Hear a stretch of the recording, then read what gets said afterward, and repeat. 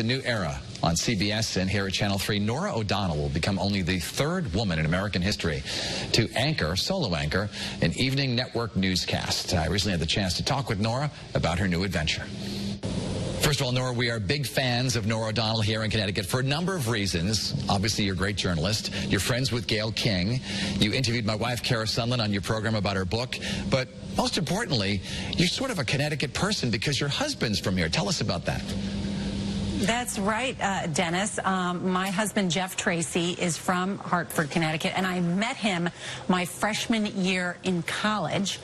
And so I've been going back to Hartford for the past, 20 years. So I know the city very, very well, and we still have lots of family that watch. So it's a great station and great city. Well, we'll leave the light on for you next time you're in town. First of all, congratulations on this new position of yours. It's a seat once held by the legendary Walter Cronkite. What do you think about that? What kind of responsibility comes along with that?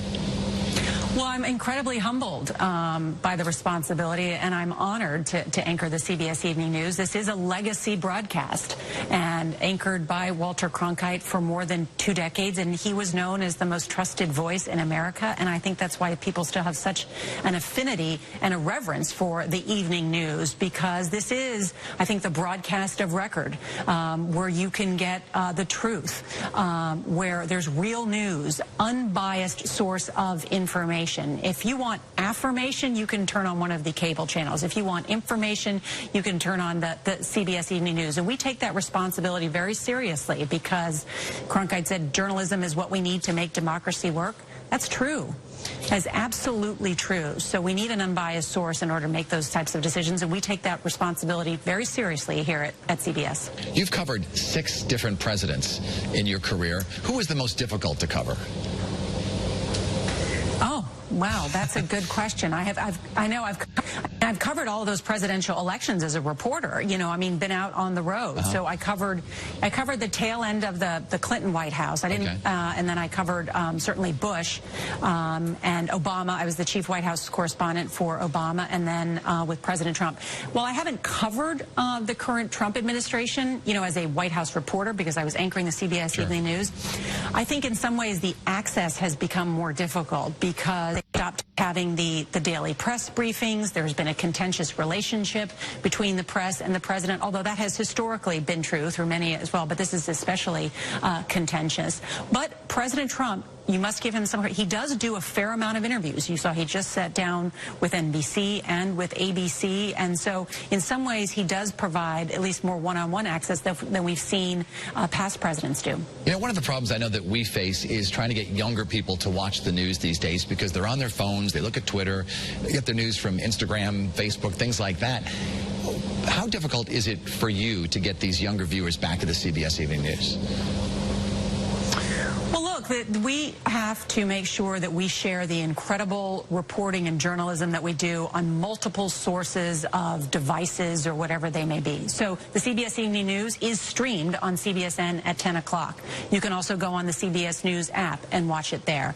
I share a lot of what we do on my Facebook page and on Twitter. So even though they may not be tuning in at 6:30, they're getting what is this incredibly important journalism on the different mediums with which we share our great reporting. And so that's okay with me, because I think we need an informed electorate, and we want that electorate to know that there is a trusted source of journalism, and journalism can have impact. It can change. It can make great change. We've seen that, time and time again. Watergate being, the most obvious example. Some of the incredible reporting that CBS Evening News has done on exposing continued abuse in the Catholic Church and cover-up, and the changes that have taken place. Wife Kara is an anchor here and a working mom. How do you juggle it all, motherhood and being a journalist? Because as you know, you get these calls in the middle of the night or any time of day to go to work and do things. Well, I have 3 kids. I have 12-year-old twins and an 11-year-old, and they are my joy. And, part of the reason I've been able to have a successful career and be able to, be a mom of 3 kids that are almost all virtually the same age is a support team. And it starts certainly with my husband, who has been incredibly supportive. But I always say, build a strong support team around you, not only at home, but certainly at work. And that's one of the ways to succeed, is that we all lean on one another. another, and women are very good at leaning on one another. And that's what helps us the most. Well, we are big Norah O'Donnell fans here in Connecticut, so we wish you the very best of luck, and next time you're in town, we'd love to see you. Well, I love Hartford, too. Thank you so much. Norah O'Donnell. So the new CBS News with Norah O'Donnell debuts 1 week from tomorrow. It'll come to you live from New York, but eventually that broadcast will move to Washington, D.C. by September. We thank you so much for watching Face the State on this Sunday. I welcome your comments either on Instagram, Facebook, or Twitter. Speaking of that social media, you can find me on all three. We'd love to have your opinions, suggestions, and ideas. Have a great Sunday, everybody. Our next news is tonight with Kevin Hogan at 6:30, and I'll see you tomorrow night on the news beginning at 5. Have a great Sunday, everybody.